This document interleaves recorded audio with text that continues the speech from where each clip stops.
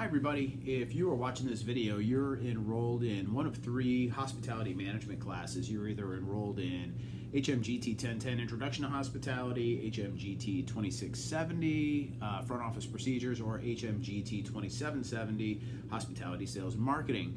So each one of you in these courses have a term project, and it's the same project for each course because it has relevance. And so that project is an informational interview, and an informational interview basically is an interview that you arrange with a particular person who's actually doing the job that correlates or coincides with the theory that you're learning from the textbook. So if you're taking the front office procedures class, then you're going to target a front office manager for your informational interview, your industry interview. If you're taking the sales and marketing class, you're going to interview a sales and marketing manager at a lodging facility, just like a front office manager would be at a lodging facility. Lodging is broad based, so it doesn't just mean hotel. Think about that. It's a licensed place where people are allowed to sleep legally. If you're taking the Foundations of Hospitality class, that's a little more broad. You can interview virtually anybody you want to be like one day. It can be somebody who owns a campground. It can be somebody who works in Central Reservations office. It can be somebody who's a director of marketing, a convention services manager, a catering director, a restaurant manager, a chef, or whatever. So there's a ton of different options there.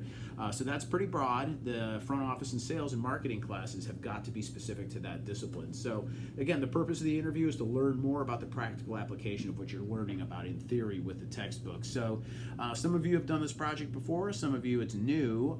Bottom line is if you're new to doing it or repeat to doing it, some people find it pretty awkward to have to go and interview people, talk to people, arrange an interview, make some phone calls to nail that down. But at the end of the day, 95% of the people who do this project end up coming back and saying, hey, that was a pretty cool project, and I learned a lot about my particular class, and that, gee whiz, I want to do this, I want to get into this sort of field, or I definitely don't want to do this. So it's an exploratory project. What other benefits do you gain by it? Well, first and foremost, you gain practical application to the theory of what you're studying in your particular course, and that's priceless information.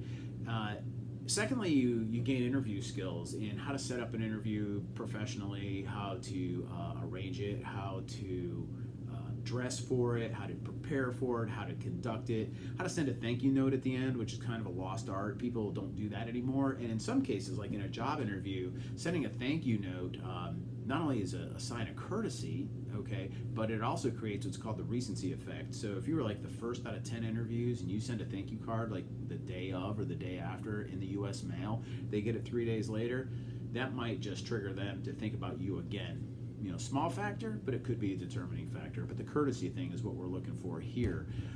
So, and countless other benefits. So you've got two due dates to be aware of. One is usually comes around the 5th week of the semester. Check your Dropbox and your calendar, course calendar, for that due date.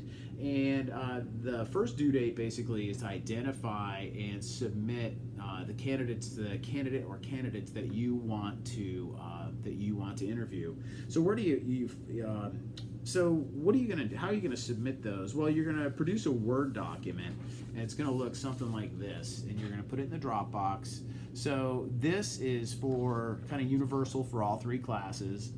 Okay, so you're going to have your name, choice for interview candidates, the course name, and then your two candidates. This one would happen to be like for Foundations of Hospitality or Intro to Hospitality. Roger Riddell, General Manager, Holiday Inn and Suites Kodak, or Amy Brazil, Director of Sales, The Track, Pigeon Forge. Notice the broad span of diversity in the job title. So again, if you're in a front office procedures class, it's got to be a front office manager or something closely related. And if you're in sales and marketing, it's got to be a director of sales and marketing or a sales manager. Both of those in lodging facilities. So you're going to submit these candidates to me, and I'm going to get back to you rather promptly and say, hey, great, good job, feel free to move forward, contact the first one, arrange the interview, and life should be good. If for some reason you're off base and you send me, a McDonald's shift supervisor for a front office procedures class, I'm going to send you an email back saying, you're a little bit off here. Let's focus on the content of the class. So our goal is to have you targeted on somebody who's practicing what the theory is based on. Once you get the thumbs up, and interview candidate number 1 and send them a copy of the questions that you're going to be asking them. So if you go to the course content in your particular course, and they look a lot alike, okay, this one happens to be for foundations, you're going to go to course information, content, informational interview, term project. Here you'll find the instructions, and under that you're going to find an actual format of what the project should look like. The project is actually from a sales and marketing class, Business 2380, so the course number won't match, but the format is the same. So if you pull up the instructions, it'll tell you that you, for Intro to Hospitality, okay, you want to interview a person working in a hospitality capacity. A great thing to do is refer to the textbook for some examples there, and it'll tell you how to submit the candidates, just like I mentioned. Also included there would be a format of how you're going to, and it's going to be the same for all 3 classes, how you're going to format the paper, and I'll show you an example of that in just a second. And for this class, a list of 22 questions that you must ask. They're pretty general. And then 3 additional questions, so you're going to ask a total of 25 questions. And so you have 22, you make up 3. Some females like to ask gender-related, questions like, has the glass ceiling affected you, so on and so forth. So it's stuff that might be of interest to you. Front office procedures. Again, you're going to want to interview somebody in a front office management capacity, and you'll notice that the questions are driven by things like RevPAR as a measure, ADR, average daily rate, things like that. So you want to be very careful that you're following those questions. Sales and marketing, same thing. They're going to be talking about market segmentation and such. So there's a lot of questions that are the same, but there are many that are different. So if you're taking 2 classes, like front office procedures and sales and marketing, you've got to do 2 projects because they're just 2 different beasts. Hopefully that helps you understand that. So how are you going to find your candidates? So you're gonna go to either local hospitality associations, chambers of commerce, somebody you know, a former employee. It cannot be a company you currently work for, and it can't be a relative. So you might want to ask a friend or a colleague or whatnot, and do a little bit of research on that to find your candidate. So again, you need to get approval from me before you move on with that interview.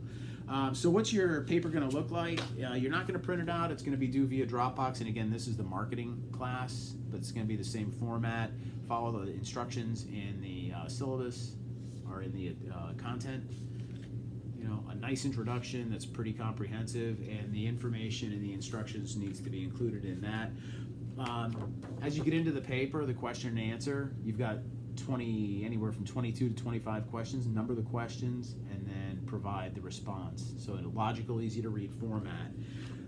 In your appendices, the person ends with a nice solid conclusion on page 9. And then page 10 includes the appendices. Okay, this happens to be thank you note and a business card. So the format's there, and again, in the course content, you will have an example of what the project looks like. Okay, right there.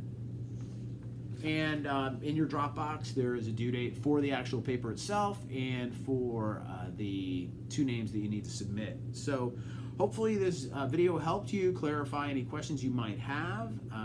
It's a fun project to do and very applicable to folks in hospitality or management in general. If you have any questions, shoot me an email. I'll be happy to help you, or pick up the phone and give me a call, 865-774-5814. Thanks a lot, and hope you have a good day.